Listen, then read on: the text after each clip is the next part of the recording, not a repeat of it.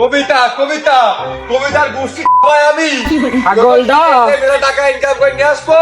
ছাগলটা আমার খুব আশা সুখী কিনা একটা ভাতা হইতো আর কবিতা করে আমাদের একটা দাম হইতো। ছাগলটা খুব আশা সুখী কিনা এরা যদি 5 মাস পর পর যদি বাচ্চা না দিয়ে 4.5 মাস পর পর দেয় তাহলে আমার বছরে 15টা বাচ্চা হয়, ভালোই হয়, 4টা ডাল ভাত খাওয়া যায়। নে খা, গুছিয়ে খা। শোনো ওই ছাগল মাগলের 15 কান বাচ্চা হিসেব বাদ দাও আব্বা, আমি তো সিদ্ধান্ত একটা নিয়ে নিছি। হ্যাঁ, তুই ঝোল চাইকে কতি পারিস নে লবণ বেশি হয়েছে না কম হয়েছে, আর তুই সিদ্ধান্ত নিছিস। বাবা বাবা বাবা বাবা, তা তোর জন্য আমার শুভকামনা রইল। হ্যাঁ একবারেই শুভকামনা দিয়ে দিলে, তা কি সিদ্ধান্ত নিয়েছি শুনবা না? না, সিদ্ধান্ত যখন নিয়েছিস ওই সময় তো আমার আর লাগেনি, ওই এখনো আমার আর লাগতেছে না। তাও ঠিক, সিদ্ধান্ত নেওয়ার সময় যখন তোমার লাগেনি, ও তোমার বুড়ো হারা তোমার আমার এমনিও লাগবে না বদনি। তুমি মুরব্বী মানুষ, তোমার কাজ দোয়া করা আর টাকা দিয়া তুমি এই উইকেন্ড করলেই হচ্ছে। যাই হোক আব্বা, ওই তুমি তো একদম অশিক্ষিত আস্তটা মূর্খ, জীবনে তো আর ইংলিশ মিংলিশ মোটেই পারো না। কালকে সকালবেলা ওই ছেলেবেলের সাথে ওই তন্নির্মা ভাবের বেড়াকে যায় ক্লাস করবা। আমি আবার স্কুলে যাব, যেই সময় যে স্কুলতে গাদের পাটালি দিত না, ওই সময় আমার বাপ মানে তোর দাদা মাইরিয়া ধরে আমার ওই স্কুলে পাঠাতে পারেনি। আর পরশু দিন আমি 1.5 কেজি গাদের পাটালি কিনেছি, সেইটা ঘরে পৌঁছতেছে। আর এখন আমি স্কুলে যাব। ও মানি, তা আমি স্কুলে এখন কেটে যাব? অত গুড় পাটালে ঠামানোর টাইম আমার নেই, তুমি কথা বলোনি। তোমার এখন তো প্রত্যেক মাসে একবার ওই ব্যাংকে পা পড়তে পারে। তুমি তো ইংলিশ মোটেই পারো না, ওই ইংলিশে টিপসই যুগে করার নেই, ইংলিশে নামটা একটু সই করা শিখে নিয়ে খুব দ্রুত। টাকা পয়সা গুছাইয়ে তো ওই বিছানের তলে থুলি হয়, ওই ব্যাংকে যাওয়ার কি দরকার? এমন এই নিজের টাকা ওই ব্যাংকে তুলি কি রাত্রি ঘুম আসে? দেখো দিন কি দেখি ভুল বলতেছে, কি পাশার কাজ। হ্যাঁ, 3 বেলা আমি বিছনার তলাতে বিড়ি খাওয়া টাকা চুরি করে গুল পাইনি, আবার বিছনার তলে আমি টাকা গুছাবো। তুমি হয়তো ইতিমধ্যে জানো না, আমি সেই দূর প্রবাসে পাড়ি জমাচ্ছি। প্রত্যেক মাসে তোমার ব্যাংকের অ্যাকাউন্ট নম্বরে প্রচুর পরিমাণ টাকা লেনদেন হবে। তুমি দয়া করে ওই টিপসই যুগ বাদ দিয়ে সইকান নিজের নামকান লেখা শিখে টাকাটা সুন্দর মতো তুলে আইনি। তুই বিদেশে যে টাকা পাঠাবি, আমি তো পুরো কাইপিয়ে গেলাম। তো শীত লাগছে, তুমি কাঁপবা না, নাও সাদা রেখে নাও।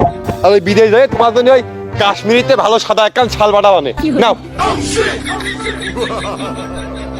এই আমি তো শীতই কাঁপতিস নেই, তোর যে কথা টোন, ওই টোনে আমি কাইপিয়ে যাচ্ছি।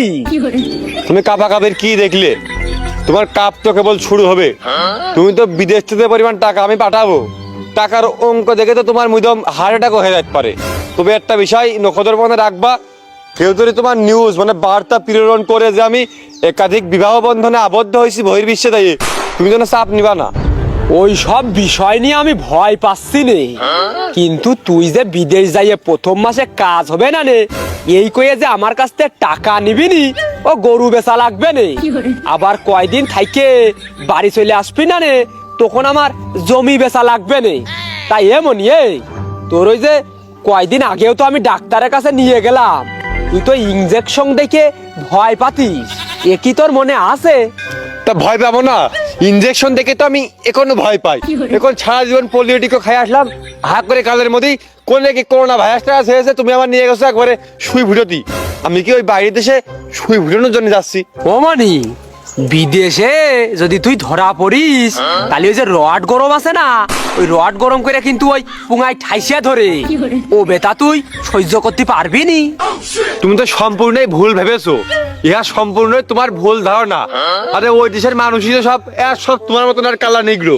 ওই রড দিয়ে ছ্যাক দিলি আর কি, ওরা এমনি ওই ছ্যাক লাগা চাইতেও আগের থেকেই কালো, তাই ছ্যাক ম্যাক দেয় না। যদি কেউ অবৈধ কায়দায় যায় ধরা মরা খায়, ওই খুরাকির টাকা দিয়ে বিমান ভাড়া দিয়ে ওই ভালো মন্দ বুঝিয়ে মাথায় হাত মারতে মনি শোনা করে বাড়ি পাঠায় দেয়, বুঝেছো? তুমি এক কাজ করো, আমি যখন ওই বিদেশ যাবো, যাওয়ার পরে বুঝতে পাইতেছো ভালো একটা ফার্স্ট ক্লাস ছেলে, ওই বহুত মেয়ের বাপে টাপেরা এসে তোমার হাত পায়ে ধরবে না মেয়ে বিয়ে দেওয়ার জন্য। তুমি যেন তাই বলে কারোর কথা মতা দিয়ে রেখে না, ওই আমি আসার সময় হাতে করে 1-2 নিয়ে আসবো না, ঢক সুন্দরী চেহারা পান দেখে ওই যে ভালো ভালো মেয়ে পাওয়া যায়। আর তুমি যদি তোমার জন্য একটা নিয়ে আসবে না, চাপ নিয়ে না। তুমি এখন থেকে টুইটাই করে ভাবি বেড়াকের মধ্যে ওই নিজের নামটা ইংলিশই KURBAN কুরবান টুরবান লেখা শিখে, আর ওই ইংরেজি টাকার অঙ্ক কি পরিমাণে আসলো এটা একটু বুঝা শিখে আর একখান টাচ ফোন তোমার আমি রেস্টে পাঠাই দিবা নে।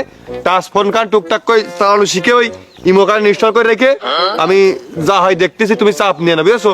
তুমি ওই আবার তো আমার ওই দুদিনের হোটেল খরচ, ওই নোয়াখালী পর্যন্ত যাওয়া, এই বাস ভাড়া আর ওই কয়টা সিরে মুড়ি আর কয়টা ড্রেস আপ কেনার টাকাটা গুছাই ফেলো, আমি চলে আইছি।